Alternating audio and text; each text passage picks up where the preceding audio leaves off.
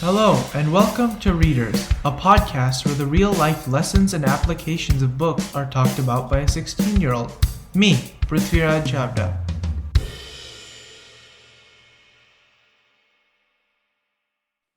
Hello, everyone, and welcome to the first episode of Readerzz. I'm Prithviraj, and this is my guest, Mr. Dutia.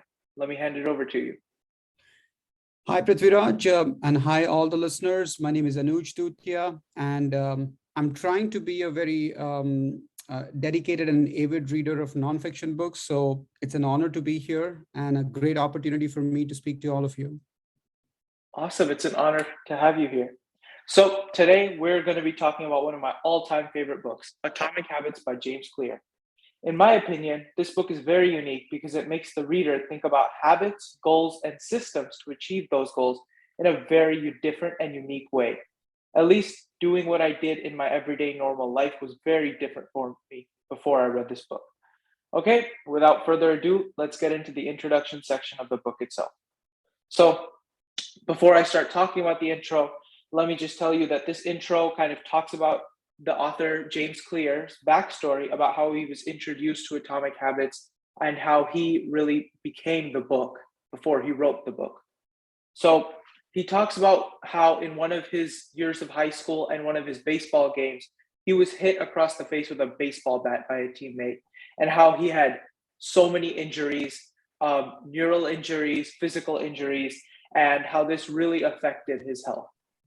He talks about how he was rushed to the hospital and was rushed to two different hospitals within that time. His parents were freaking out. He was freaking out. And this is how he starts off the book very, very vividly. After he gets over this and he talks about how he was demoted from his team and how he was in the stage of grief for the longest time, sitting in his car and just flipping through the radio station. He talks about after this how he got up and realized that there was more. He could do more. He could get up and start fighting again. He gets into college, and although he is not a starter at this college, he is still one of the players. So he talks about how he starts having good habits like cleanliness and going to sleep on time instead of staying up and playing video games with his friends. And he talks about how these small habits helped him regain control of his life and ultimately become a very successful person all throughout college, and I would say at least all throughout his adult life as well. What do you think, Mr. Dutia? What do you think about this, and how do you think that these small habits made a difference in his life? So this introduction, right, Prithviraj, it was very well defined by you. This was eye-opening to me for two reasons. Firstly, one of the things that we've heard over and over again in different stories is how a tragic incident changes one's life for good sometimes, if you have a control over your emotions and your habits in this particular case. The second thing that impressed me is he talks about in his introduction as well as upcoming chapters is there is no big bang. There is no one fine day you wake up, you realize you're going to change the world and you actually do. It's a matter of those small changes being done every day in a right and consistent manner, which is what got him success. And I'm so glad he ended up writing this book because all of us, at least you and me, have learned a lot from this book. And I'm sure everyone who goes through this journey will have their own learning. So I'm very excited to discuss this book with you and with all the listeners. I completely agree.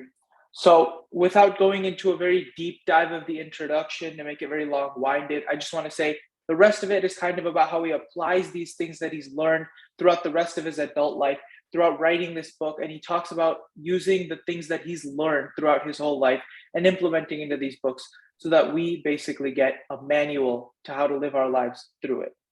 So let's get into chapter 1. What is this chapter about? He introduces the concept of what is a habit with a very interesting and unique perspective. He talks about very small, atomic changes and the importance of systems rather than goals. He kicks off this chapter with a story, as he often does, about a man named Dave Brailsford and how he was one of the managers for a British cycling team that was not doing very good before he joined them.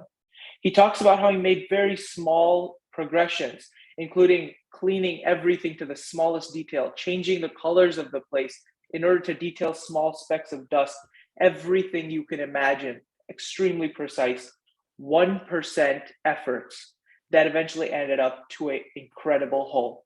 At the end of his career, he said that his British cycling team had set about 9 Olympic records and 7 world records.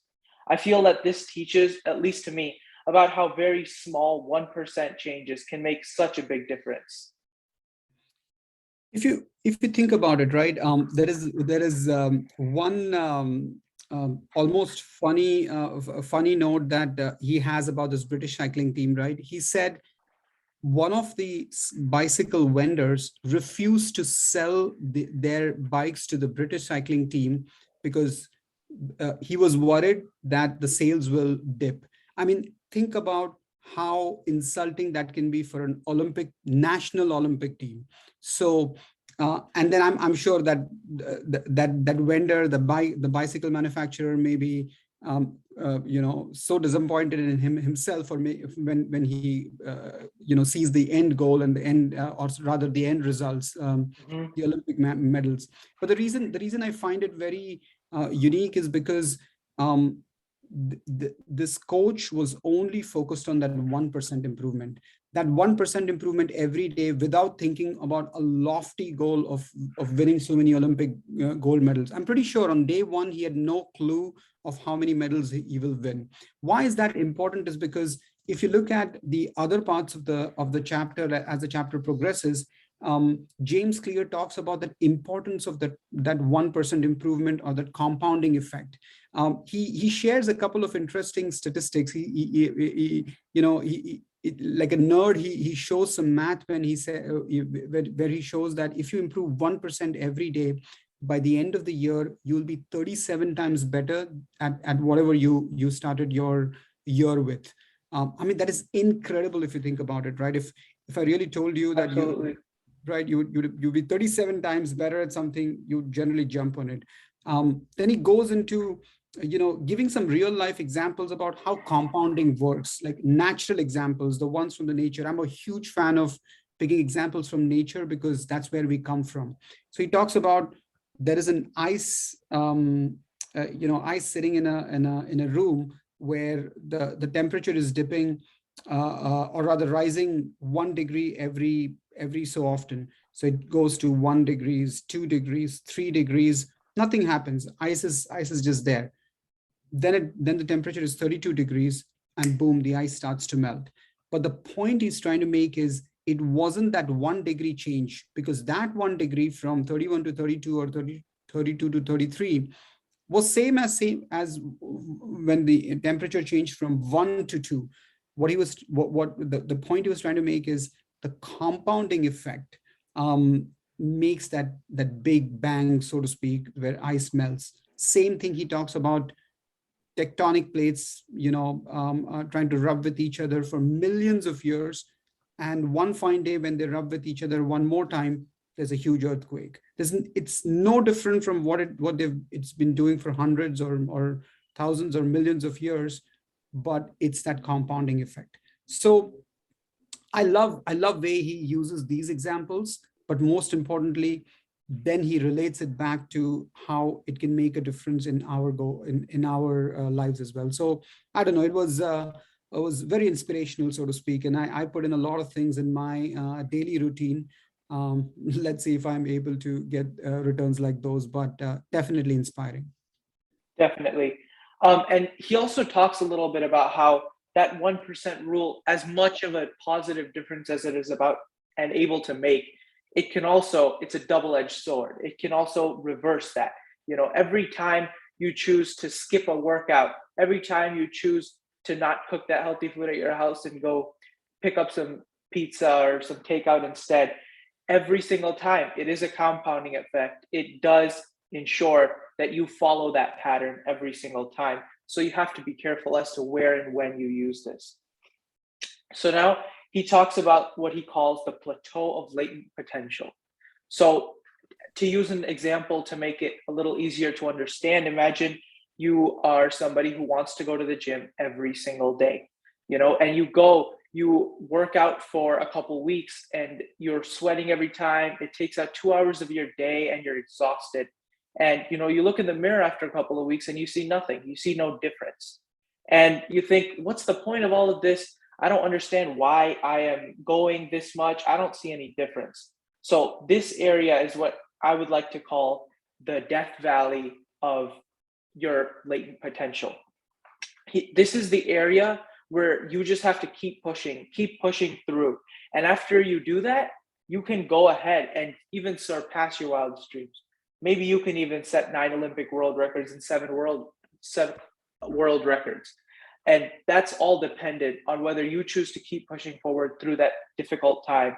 And that latent potential just starts to kick in and will send you hurtling forward. After this, he talks and says something. He says, forget about goals, focus on your systems. He talks about how all the winners and all the losers have the same goals. Everyone who participates in the Olympics, their goal is to win a gold medal. That doesn't mean they all win it. Very few do. He talks about how what differentiates these winners and these losers, it's clearly not their goals, it's their systems.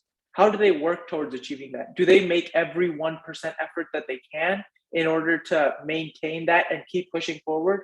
Or do they slack off? Or do they not keep pushing forward when it's the hardest, when they really have to? He uses an example of, if you're a coach, your goal might be to win a championship, but that's not how you're going to get there. It's going to be by your system. And he talks about how your system is the way that you recruit players, how you manage your assistants, your coaches, and how you conduct your practice. And this is how you're going to fully go ahead and win that championship, not just because you said you want to. That's a very good summary of his thoughts, Prithviraj. I actually loved a quote he used that stays with me a lot more than I thought it would. He says, "You do not rise to the level of your goals; you fall to the level of your systems." If you think about it, that has a lot of depth. I personally never thought about goals, habits, and systems so intertwined with each other. He almost not almost he actually strongly recommends to not even think about goals, or think about them, set them, and forget them. But the next chunk of energy, or your full dedication of time and effort, should be around making sure those systems are in place. What are you doing every day, every hour, every minute about a specific system? Kind of gives you a framework. There is one nuance that or one deduction that I took out of this, which is not even mentioned in the book, that once you have that discipline, systems, and processes in place, I call it like a framework that he's proposing. In a way, that framework pretty much applies to anything and everything that you may want to accomplish. So there is a unique underlying nuance of his explanation about why these systems are so important, because we are so caught up in always thinking about goals that we fall into that same trap of that big bang. How can I make my next $1 million, or how do I lose my next 40 pounds, so on and so forth. And we forget about the systems. And his whole book is about why the systems work more than just, setting these lofty goals. So I loved the first chapter, and the rest of the book became a page turner for me. Absolutely. And on that note, we're going to end the first chapter and move on to the second. So in this chapter, James talks about what leads to the creation of habits. He says it's all about behavior change and how to create good habits that change you at the root level. So he starts this off by talking about 3 different layers of behavior change. He says the first layer is changing your outcomes. These are the ones that are about your results, your goals, losing your 40 pounds, publishing a book, winning a championship. The second layer he talks about is changing your process. This is about changing your habits, such as implementing a new routine at the gym or decluttering your desk for better workflow. And this is the third one and the deepest one. This is changing your identity. This one is concerned about changing your beliefs and you at the root level, what you truly believe inside. These three layers sounded very foreign to me in conjunction with the habits when I first read them. And I had to read this chapter a couple of times to get the best out of it. But the exact outcome was absolutely interesting in terms of the learning process, right? He talks about identity is the core of the habit formation. I first thought, what is he even talking about? But then he gives some real good examples. He says, if a smoker is trying to quit, there are two smokers who are trying to quit or who have already quit smoking cigarettes, and one of them says, "Oh, um, I'm trying to quit, or I've quit smoking. I'm not going to smoke," and the other says, "I'm not a smoker." Um, he talks about how the other guy, the one who says I'm not a smoker, is going to be way more successful to keep smoking away because he's changed his identity, and his habit and his outcome is based on his identity. Whereas the other guy, the first person, it sounds like he is a smoker, but he's choosing not to smoke. But at the core, he's a smoker, although he doesn't say that. James talks about good examples where he talks about a voter study that they did where I forget which country was it, but they did the study where they said, are you going to vote or not, or something to that effect for the elections? And one set of responders said, yeah, I am going to vote, and the other said I am a voter. So the other said, and I'm just paraphrasing it, these weren't the exact words, but the other set turned out to be way more active in the elections, and the results were so surprising that they couldn't believe it. So they retested the results in a lot of elections after that, and the same thing came out. So there is I stretch that example a little bit to make a point, because there is a nuance to this. So if I've heard this so many times, and these are the examples that James gives in the books too. It also, Prithviraj, you mentioned about double-edged sword in the previous chapter, right? He also talks about this in the identity-based habits as a double-edged sword, nuance.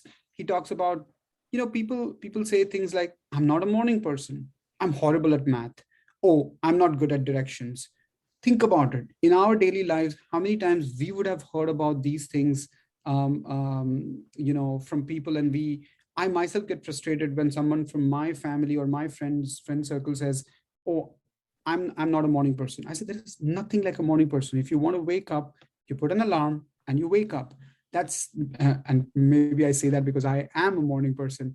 But the funny part is that making that as a part of identity is a game changer. So this is what I'm trying to literally do this every day, and trying to, I would almost call it like fool my brain to say, always relate whatever I want to get done with my identity. And it works. I mean, it works. We are all human. So it's been this chapter has taught me a lot as well. Couldn't have said it better myself. And some of these ideas that you're talking about, I recognize from some different places. I heard it in Sal Khan's talk where he talks about what is called a growth mindset. Carol Dweck talks about this as well. She's got a book called The Growth Mindset where she talks about all of this, which is you're not hardwired from birth to, I don't know, be horrible at math or be really good at one thing or really bad at another. You can develop, you can learn, you can grow, you can change. Neuroplasticity is real, and it's always changing and growing every single day. And all of this, maybe it sounds great in theory, but does it really work? And that's what I was thinking as I read this chapter. But then I thought to myself, I've actually experienced this or seen this myself. And I remember about a year ago, my mom was talking to me, and she's somebody who's never read that much and doesn't like reading as much either. She's always tried to get me to read because she knows it's a great thing to do, but she never enjoyed doing it from before. But one morning she just walks up to me and she goes, "Hey, you know what? I'm going to be a voracious reader. I am a voracious reader. So I was like, oh, okay, like, sure, yet to see it, but, good luck on your journey. Right. And within this year, I would say she definitely is a voracious reader. She's reading every time she's got her free time, anytime other than when she's working. And I think that those words, that self pushing and self telling yourself that you can do this, I am this, not I want to do this even though I'm not good at it, is really just pushing and helping yourself be the best you can be. And if it helped my mom, and James Clear says that it can help him, I don't see why we shouldn't give it a try ourselves. That's a wonderful example, actually. Thanks for sharing that, Prithviraj. I think that's inspiring, to say the least. One thing I noticed is your mom said she is a voracious reader. She did not say, "I want to read more books," which is what she could have said as well. But maybe she couldn't have gotten the success based on what James Clear is teaching us as well. So amazing. My personal example is actually a little similar, but in a different direction. In my whole life, right? I've never played a sport. I've never exercised a lot. But about 2 years ago, I said, I'm a fit guy, and I'm going to be, I have my fitness goals. In fact, I was so shameless, and I don't repent that. I went and told all my friends that, I'm a fitness freak. 2 years later, I've been able to push myself to exercise 5 or 6 days a week, one way or the other, because I've realized, right. And one of my other favorite books, you talked about Carol Dweck's Growth Mindset, which is maybe we can do a review on that. That's an excellent book as well. There's another one by Scott Young. It's called Ultra Learning. It's the same thing. He kind of mixes James Clear's concepts as well in a way, but he talks about how you practice every day, you show up every day, and that becomes you. Pretty much your habit become you. That's what even James Clear concludes in this book. So by your mom saying she's a voracious reader, or by me saying that, I'm a fit guy, it motivates us to do the things that is right for that goal every single day.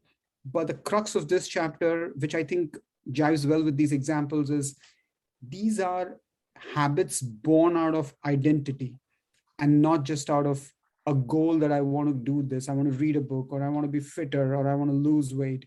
It's about I am that, right? It's a huge difference. And if that works, why not tell our brain or ourselves that from day one? Because all of us want to be successful at what we commit to. Maybe this is one thing worth trying. Definitely. And so here, all of these things are great, but he says there's a very specific 2-step process that he talks about to changing your identity. He says the first is decide the kind of person you want to be. Do I want to be a voracious reader? Do I want to be a fit guy? Do I want to be, whatever I want to be? Do I want to be a sports player, a runner, whatever? So that's the first step. And then second, he says, is to prove it to yourself with small wins. If say you want to be a writer, every time, you write a page in this new novel you're creating, say to yourself, tell yourself, and know yourself that I am a writer. I am a writer. I'm somebody who writes. I love it. Every time you go out for a jog in the morning, tell yourself, I am a runner. Every time, you shoot a hoop or make a basket, tell yourself, I am a basketball player. Whatever you want to do, whatever you thrive and strive to do, just tell yourself every small win all adds up. Like he said at the beginning, every 1% adds up at the end, and it all matters. And that's how you change your identity. And that's how he talks about is the core root and philosophy of how to change your habits and your identity in order to become a growth-centered person.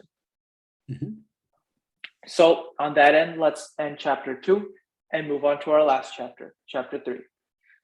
This chapter is going to go into a little bit of the psychology and the thought process that your brain goes through in order to create good habits and to get rid of the bad ones.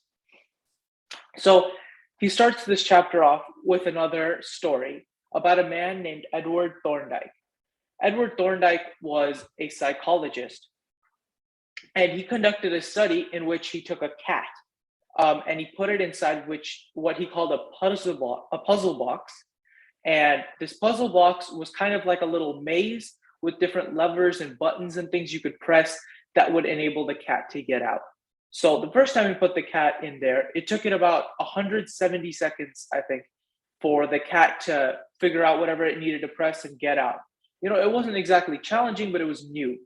And so after about 170 seconds, the cat was able to get out and, eat a treat or something. And he kept putting it in there. He kept doing this, The food was at the end. And at the end, I think the cat had gotten out in about 7 seconds. So he uses this example to talk about how our brains are hardwired to finish the tasks that we're meant to do, that we're supposed to do, especially the ones that get us a reward or something at the end. And how our brains are habits that they make it easier that way in order to find or get something in the end. And he says that habits are created in order to make everyday activity and life easier. And this happens through a set of four different reactions that your body does. He says the first is a cue, the second is a craving, the third is a response, and the fourth is a reward. So starting off with the first one, a cue, and giving you an example, the cue would be, say you're sitting on the couch and your phone buzzes with a new text message. That would be the cue. Second, craving. You want to learn the contents of the message. Who's texting me? Is it my best friend? Is it somebody else? Who is this? So you pick up your phone. Response. That's the response. You grab your phone and you read the text. And the fourth one is the reward. You've satisfied your craving. You now know who it's from and what the message says. Grabbing your phone becomes associated with your phone buzzing. And this creates a neural pathway through your brain that creates a habit. So now every single time you're hearing your phone buzz, what do you want? You want to go grab that thing and you want to go look at the text message.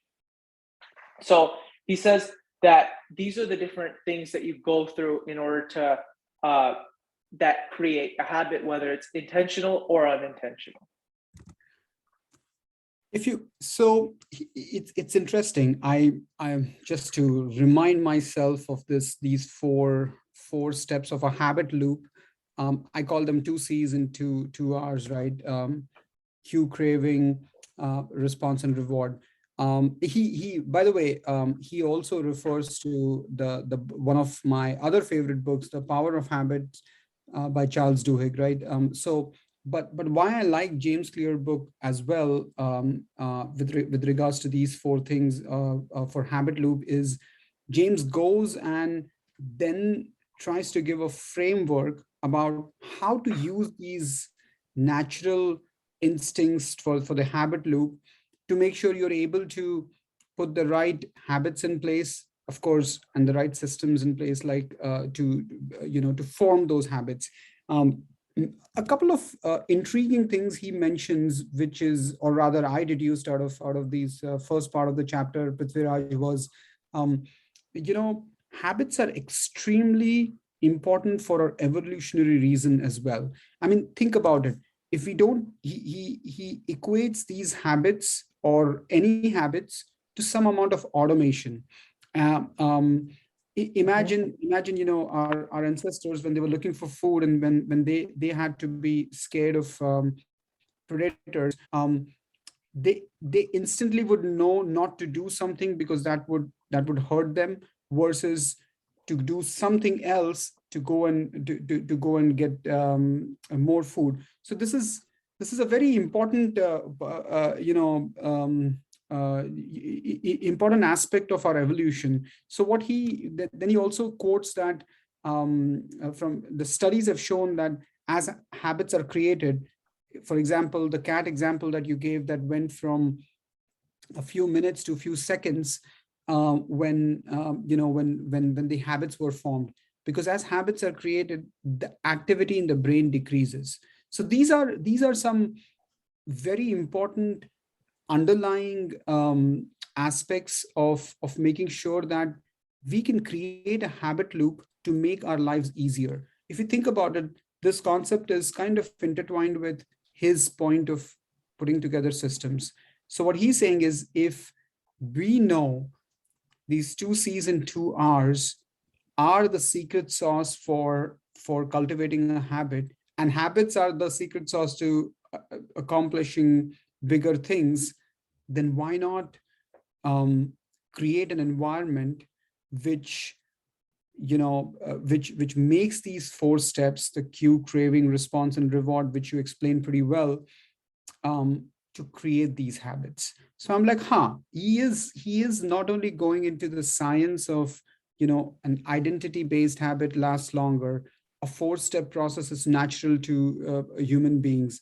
So now why not use all these pieces of knowledge to go and create that habit loop, so to speak, that guarantees our success, or rather maximizes the chances of success of the goals we want to accomplish. So it's 10 o'clock. Yeah. So that's great. I think that was a great summary of what we just talked about. And I think that that's great that he puts in this awareness and this idea of how, like what the brain goes through and how you think about creating these new habits. But what I personally really love about the book is it's not just about that awareness. He also talks about how to implement these ideas and these awareness into our lives. And this is what he goes into next, is how do you use these four laws to create a good habit? It's great to know that, okay, every time my phone dings, I'm going through these four. That's great. But what do I do with it? And he talks here about how the four steps, cue, craving, response, and reward, how you can use them to create a good habit. So he says the first law, cue, he says to make it obvious, make it right in front of you. Say, for me personally, I wanted to learn the guitar because I've never really gone into musical instruments, and I think it's something I should do, and it's really beneficial. So, I decided to take my guitar and I put it smack in the middle of the living room. So like as soon as I sit down, anything else I see is that's the first thing I see right there, right? So the second law, craving, make it attractive, make it something I want to do. Every time, say I learn a new song on the guitar, like it fuels me inside. It makes me feel better. I get to go perform it for my family. I get to go play it by myself, and it feels great. The third law, response. He says to make it easy. Don't make it something that's very, very difficult for you to do. I don't want to go climb up 2 flights of stairs to reach a guitar when the TV remote's right in front of me and I could just, watch some Netflix. I want it to be easy. I want it to be right in front of me. This is how I can create easy habits that'll make the guitar or whatever I want to do, make it so much simpler, so much easier for me to create that habit. And the last one, he says, is a reward. Make it satisfying. Maybe every time I learn a new song on the guitar, maybe I would go out for ice cream at the end of that week, or maybe I would go get brownies with my family. Whatever I do, there's a reward at the end. There's something I accomplished, and I know that I didn't just do this and then get nothing out of it. There was some fruition that happened because of it. And I feel like if I'm able to employ these, maybe someday I'll be able to play a full song on the guitar, and I'll let you know when that happens. But until then, I'll be following these habits. And I'm sure it'll happen. You're on the right track. The same concept of double-edged sword that we talked about in the previous 2 chapters, he talks about in regards to these 4 steps as well. So he says, make the bad habits go away by making the cues go away, by making the craving harder. You talked about the video game versus the guitar example. So he exactly says that when you want to break a bad habit, make sure the cues disappear or they're harder to get to. Same thing with the cravings and response. So this framework is very unique because it not only helps you form good habits, it helps you break the loop for the bad habits as well. So when you actually put this in practice, it's actually much easier than you thought it would be. So none of this is just theoretical. This works. You gave a fantastic example. I have a couple of examples of my own, but the result is same. It's, you try to get in tune with the natural law of these 4 steps on both sides of the aisle, for forming good habits and breaking bad ones, and it works like magic. So why not give it a try? I mean, it's a proven science. Definitely. Mhm. And he in this, you talked about how to break that bad habit, and I actually have another example for that one. Where I for a while, I actually got like some video game console for Christmas, and I was enjoying it a lot and stuff. But I realized every time I would sit down to watch TV or something like that, that's what I would do. And I didn't want to get really just hooked onto those video games because, yeah, I know it's not good for me. In moderation, it's fine, but I know that it's not good. And after reading this book, actually, I ended up trying to follow some of these habits and seeing if it's good. And so, first law, right? He says make it invisible in order to break that bad habit. So I took it and I put it underneath a bunch of papers in a shelf somewhere. Make it unattractive, right? I told myself every time I played with this console, I would have to do 20 push-ups afterwards. And it's not the problem of doing those push-ups. It's just I'm just too lazy to do that. And so I just really didn't want to do it. So that's what made it unattractive. Make it difficult. I didn't want to get up, go all the way upstairs or wherever that shelf was, and dig underneath all of that, find the whole thing, and take it out. And the fourth one, make it unsatisfying. Right? Like I already talked about the push-ups thing. I know that it's not good for me, and after I finish playing, it's just personally, it's also like a mental drain. Like after I finish playing a video game or something, um, it just doesn't feel good inside. I just pretty much know that I wasted about 2 hours of my life that I'm never getting back on something that was not very useful to me anyway. Um, so these are the different things that I kind of employed. And, now I'm proud to say I don't think I've touched that console in 6 months. But, like it's fun to do that in moderation every now and then, but it's also important to know your own limits, to set those limits, and to have that full control over your life that he talks about in that first chapter. And it definitely makes me feel better knowing that, like that thing is not controlling me. Every time I feel like it, I'm not just going to go and do it. I've got that control, and I know what I need to do in order to stop myself from forming these habits, even if my mind is just wandering right towards that from the beginning. No, you're absolutely right. In fact, if you think about it in conclusion, what I would say is, he is talking about the science. He is giving us the statistics and examples from real world. And the best part is he's giving us a framework to actually do those 2 things that we all want to do, but are rarely successful, is form these good habits and break the bad ones. As simple as that. If you're able to take all the science and research and framework to accomplish these things, voila! I think that's a win-win. I mean, I'm sure he feels good that people like us benefit, and we can do big things. And I'm super excited to see what compounding will get.